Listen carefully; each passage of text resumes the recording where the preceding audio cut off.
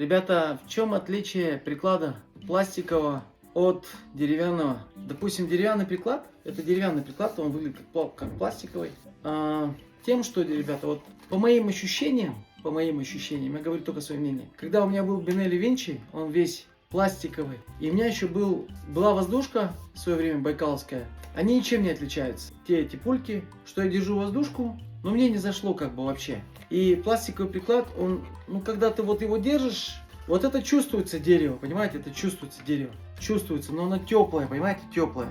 Теплое на руке, душевный прямо такой вот материал, чувствуется на скуле, особенно в демисезонное время, он не такой холодный. Запах у него такой душистый.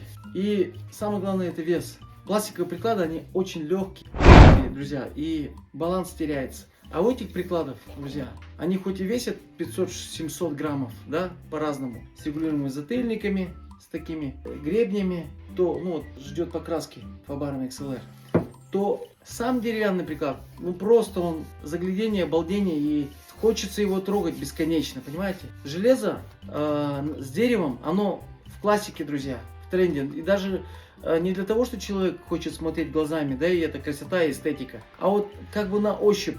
Вот на ощупь я вот сейчас держу его, и мне очень приятно держать деревянный, друзья, деревянный приклад, деревянное ружье. Потому что я с него попадаю больше с своего Benelli Рафаэлло, потому что он деревянный исполнитель, чем я попадал с Benelli Vinci. Несмотря на его характеристики того, что оно бьет прямо, стелит. Это чисто мое субъективное мнение. Я считаю, что по ощущениям приклад, ружье должно быть обязательно деревянным. Вот это деревянный приклад. Покрасили под пластик. Обязательно заказывайте на свои полуавтоматы деревянные приклады. Даже если у вас пластиковая цевья, закрашенная в черный цвет, вы чувствуете прямо его душистость, благородность, приятность, теплоту в холодное время.